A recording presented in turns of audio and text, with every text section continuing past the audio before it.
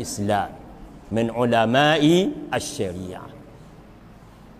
Gbogbo bẹ́ẹ̀ tí gbọ́ pé àwọn àfáà yapẹnu wọn yapẹnu rí débi kí wọ́n mọ̀ pé Felix nola ní bẹ́ńbi tọ́lọ̀ ti lá nàbí àtàbù Bakiri wà astaghfirullah al-azim. But alfa wa ti Kano yìí àwọn náà tún lọ ka tírà míì ọlọ́mọdé yóò sì tírà kà igbe bẹ́ẹ̀ ni anabi ń bẹ ń bẹ lóòótọ́ kì í ṣe Felix o àmọ́ Abubakar ò sí ń bẹ kò tí again nínú gbogbo àwọn alfa yàtọ̀ fáwọn tá à ń pè ní Shia láti jọ́ tí àyà yìí ti sọ̀kalẹ̀ èyí táwọn náà wí láti Kano yìí àfa kan òwúrọ̀ ẹ̀ kọ́dà Lazari ní Cairo kì í sọ̀rọ̀ Saudi nìkan ìpè gbogbo àwọn alfa àti nínú ọ̀nà mẹ́tàbí mẹ́rin náà ni lẹ́yìn ọba ti ya Shia ọ̀tá Ọlọ́run ọ̀tá ànábì ọ̀tá àwọn sọ̀hábé ọlọ́mọdé wa nú wọn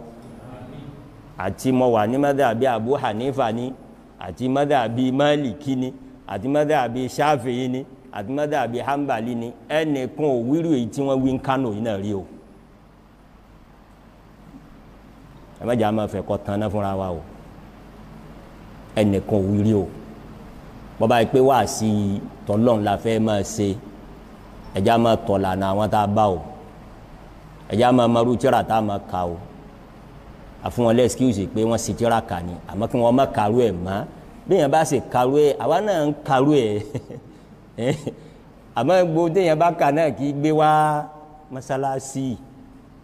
ọ̀ọ́ka kó fi mọ̀ pé nǹkan báyìí ni wọ́n ń wí torí alhamdulilayi ẹ jẹ́ n sọ nǹkan kan fún yín mo lọ opportunity ngbà mo wà ní University Madina ó kéré nu student tó lọ opportunity yẹn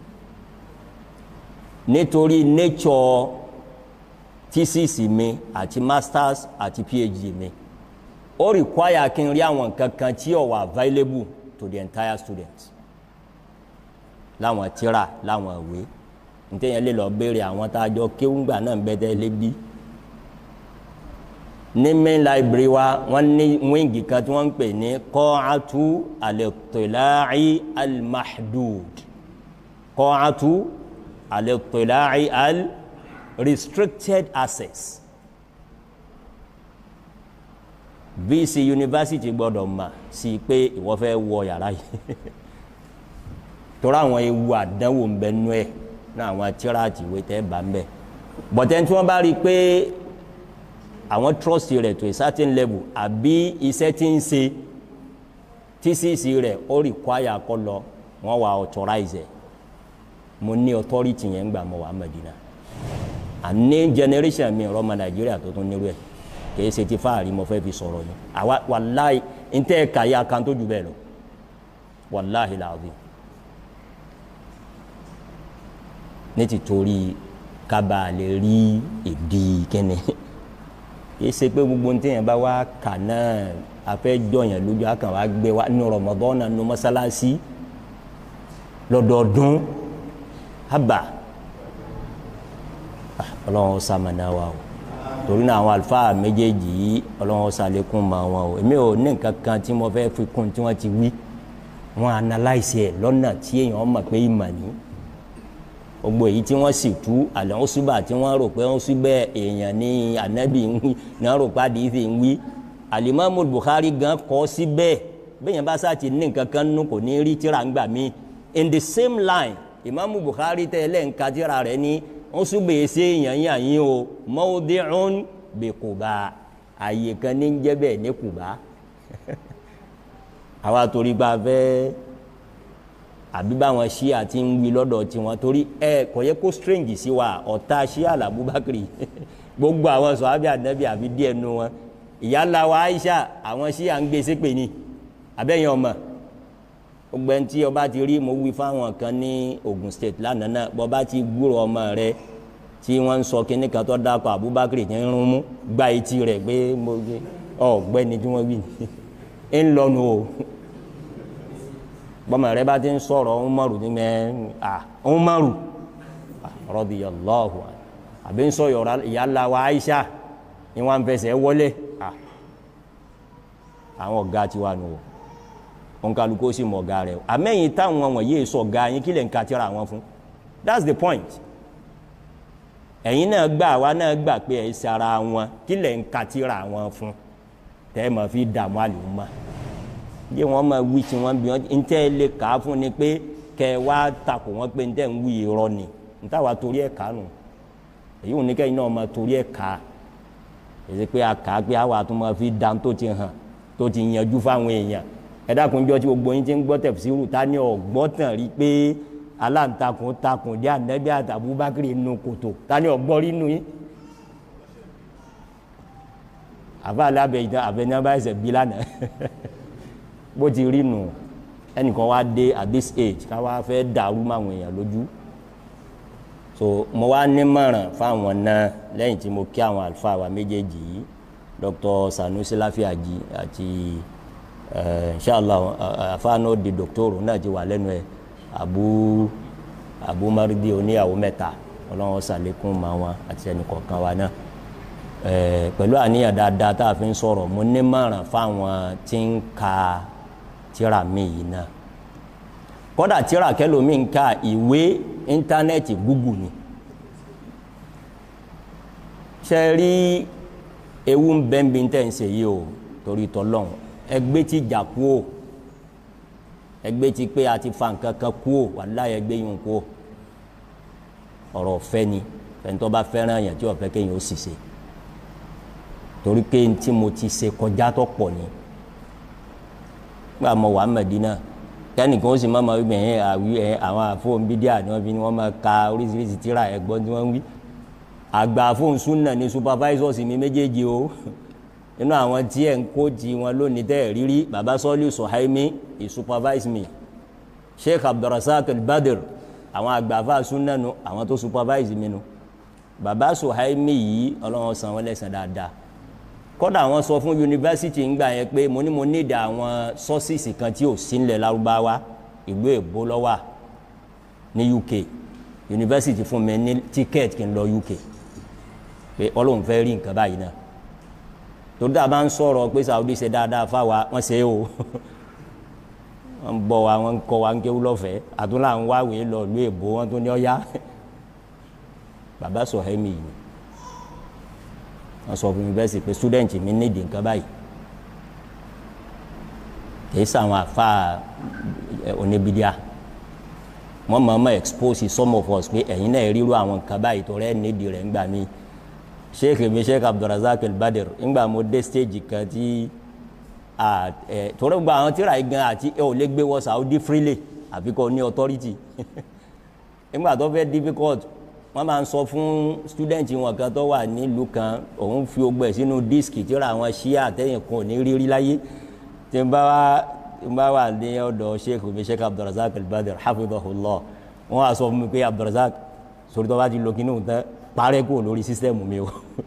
pé àwọn tí ẹ fẹ́ ní kọ̀ọ̀kan ló fún tí torí àdánwò ní káwọn kan mọ̀ máa lọ ka báwọn kan ti ń ka ìdí wọn rò pé nǹkan gidi ni táwọn afáàyàn ń bẹ̀rù nù nítorí jẹjẹ àmì ó restrict access náà nù restricted access ni wọ́n ń pe hall náà kì í ṣe gbogbo student ló lè wọ̀ mo ní mọ̀ràn torí experience mi ṣe rí gbogbo orú àwọn ọ̀rọ̀ yìí ọ̀dọ̀ àwọn méjì tí ó ti máa jáde náà nù ẹ̀ ń ma àwọn kèfèrí tá ń pè ní orientalist àwọn tí ó gbà pé Ọlọ́run ránṣẹ́ sí Ànábì sallallahu alaihi wasallam irú Felix Nola yìí kò síbi kan tó ti jáde ọ̀dọ̀ orientalist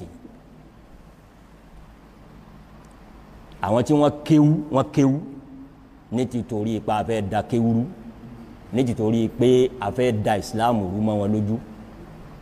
ọ̀kan nu wọn ń pè ní D.B. MacDonald kú ní 1943 ó ṣèwé kan ní published in 1911 yes Aspects of Islam wọ́n publish in New York 1911 kóun náà tó kú 1943 Donald lọ́kọ́ sọ àṣírí fáwọn ẹlẹgbẹ́ rẹ̀ pé ẹ wo tabalá máa bá àwọn mùsùlùmí yìí fà á níwìn ni wọn the best thing tá a lè ṣe ni ká máa create doubt in what they believe in torí ẹlòmíì ọmọ root cause tí wọ́n ń wí tí wọ́n ń bá wọn wí àwọn lájẹ̀ndà àfi ká create iyèméjì wọn ò ti create iyèméjì sọ́kàn ẹlòmíì lẹ́nu gba wọn bẹ̀rẹ̀ Felix Inola ṣé wọn ò ti create it? That is their own purpose. n táwọn fẹ́ achieve náà lẹ́ ń bá wọn achieve nínú àwẹ̀ nínú mọ́sálásí wọn pìyìn àṣàbùbákiri kọ́ tiẹ̀ wá ń bẹ́ Abubakar lọ́wọ́ à ń bẹ́ o àfa kan sọ ọmọ gbọ́ kílípù tó wẹ́rẹ́ ń jó ní àfa òun ní tí ì báyìí pọ́lọ̀ ní amẹ́ta tẹ́tẹ́ òun lè fàlìjẹ́ náà ń ta ebi tó dáhùn lójú dé bí ì báyìí pọ́lọ̀ lẹ́yìn ọmọ ta tẹ́tẹ́ ní ilé eléyìí òun lè fi àlìjẹ́ náà ń ta o Abubakar ní bẹ́ẹ̀ nù o pẹ̀lú ànábì níta Al-Qur'ani wí nù níta àwọn àfa ẹ̀sìn wí látànádò nínú kọ́dà ní Cairo kọ́dà Lazari. Advice mi ni pé àwọn eléyìí tẹ́ ń ka tẹ́ ń gbógun wọn yìí objective wọn wallahi mo gbà pọ̀ yàtọ̀ sí tiyín mùsùlùmí lẹ́yìn kìí ṣe pé ń tẹ̀yìn ròhun páwọn kàn fẹ́ páwọn proof mọ̀ ìmọ̀ káwọn proof o wọ́n mọ̀ pé jáàlù ni o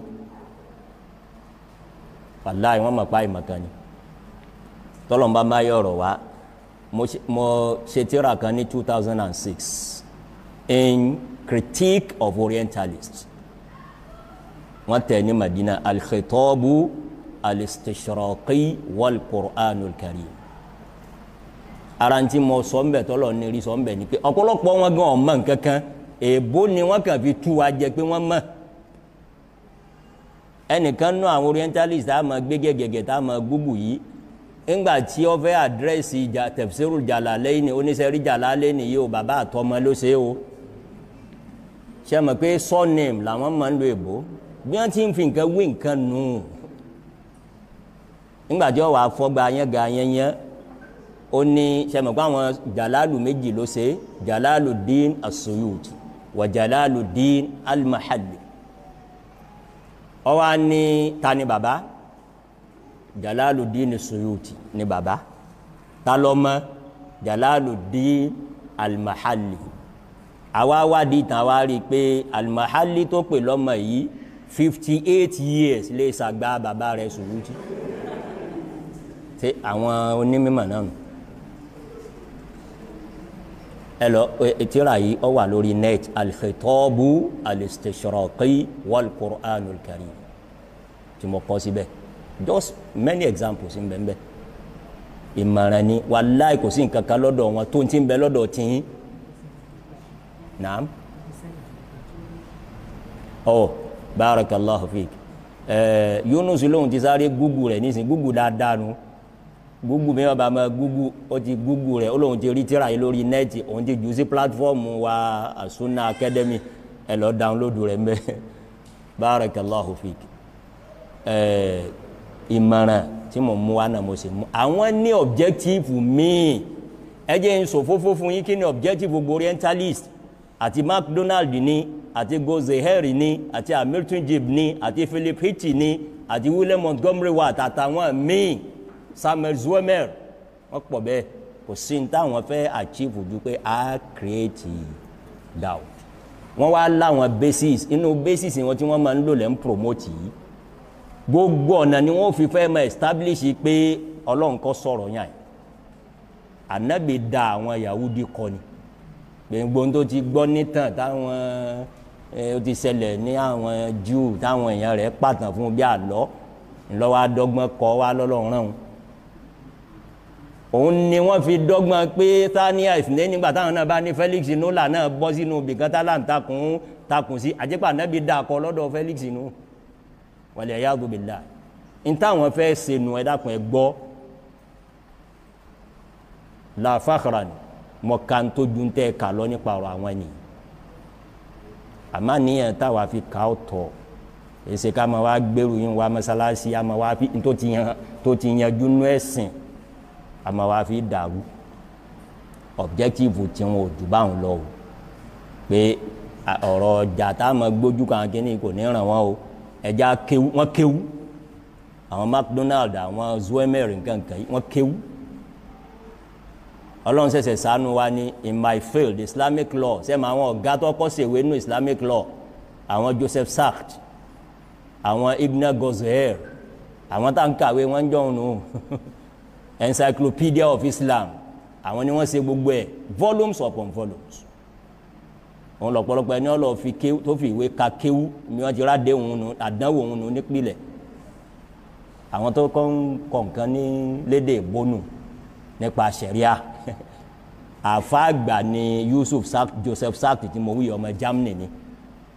àfáà rẹ̀ ní Gozeher ọmọ Hungary lòun